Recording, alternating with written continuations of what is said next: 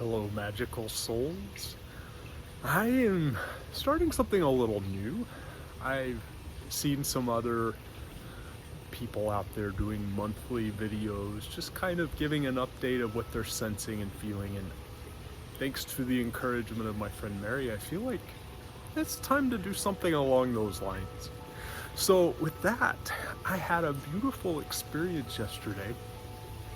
I was in the garden and I was actually cleaning the fountain, and it was so strange. Under the ledge of the fountain, I saw something, and I was like, what is that? And it was a tiny little bird, and it was alive. At first I thought it was dead because it wasn't moving, but it was just very weak and very scared. It seemed very traumatized. I couldn't see any injuries, but it was like it was just very afraid. So one of the theories is maybe there was a predator bird that was trying to get it, and it was tucked up under that ledge hiding. At any rate, I gently pulled it out and just held it and gave it a lot of love. And it was so beautiful, the compassion that I felt. I don't spend a lot of time thinking about or dwelling on compassion. My hope is that my life is compassionate. That's the hope of most of us. But it's not an emotion that I spend a lot of time consciously thinking about. And as I was holding that bird, just the deep, deep love, the infinite compassion I felt for that traumatized, scared, powerless little creature, it was so beautiful. And long story short, I ended up giving it love, sending it healing energy, and then I got it a little saucer of water and sat it up on top of the ledge, and it just kind of stood still for a while, and I was able to touch it and gently pet the bird. And eventually I took it inside and put it inside a small box with a soft towel and a little bit of food and some water, and before I knew it, it was able to flap its wings. And then it jumped up on the ledge of that box it was in. So I thought, okay, I'm gonna take it outside. So I took it outside, and it jumped under a big planter I had.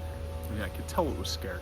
So I went and got it a grub out of the garden to eat, dug that up. Didn't eat it, but finally it had enough strength to flap its wings and fly over the fence. I sat down with my journal after that and just did some reflection, and this is what came to me.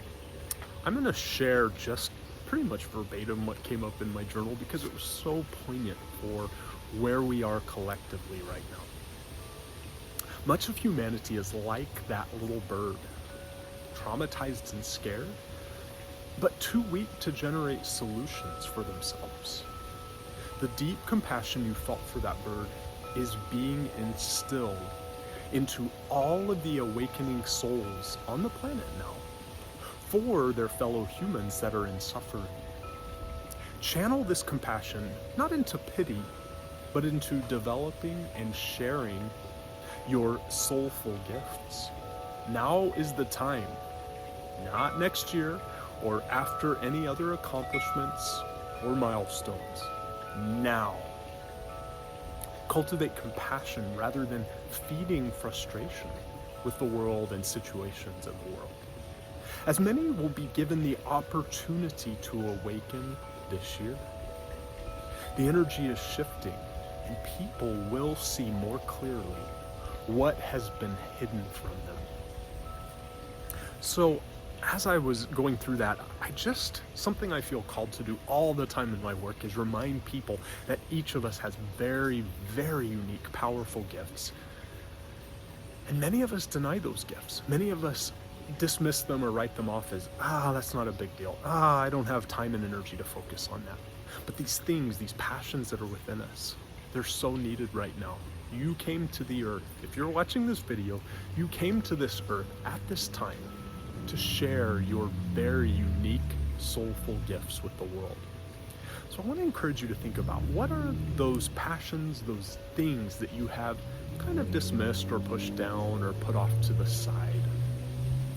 It's time to bring those out to the surface. The world is more hungry than ever now. to find out who they are, to remember who they are. And your unique gift might be the key to someone else having that remembrance. The other thing I want to remind us of is that it does not take a majority of people on the planet really, really remembering who they are as soul beings. It doesn't. It takes a very small percentage. From what I've sensed and felt, it takes as little as 3% of humanity remembering who they truly are. That 3% of awakening souls is far more powerful than a 97% asleep at the wheel. And when I say asleep at the wheel, I don't mean that as a derogatory or judgmental term. I just mean that when we get caught up in the materialistic view of our lives in the world, it's easy to forget who we really are. But if you're watching this video, you have probably far more than just an inkling of who you are. You've already gone a ways down that road to remembering more and more of who you are. So I want to just give you a moment for a quick meditation. I want to invite you to close your eyes. Take a nice deep clearing breath. Inhale through the nose, reach the crown up towards the sky. Exhale, send the breath down and keep the spine nice and long. And I want you to bring your awareness into the midbrain, where the pineal gland is, which is where the true part of you, your soul essence, speaks to you. I want you to allow your soul essence to give you a hint, a clue right now of that gift, that passion, that drive that is meant to come out to the surface in you now, that is meant to help elevate the frequency of people and planet, so that we can be in a world that really is what we want to be in. Not a world of control and fear and domination and lack, but a world of light, hope, upliftment, peace. What is that gift you are meant to bring out to the surface right now? And I'm going to call on your soul to give you a glimpse in your mind's eye of what it looks like for you to live in and operate in that gift and share that gift beautifully and boldly.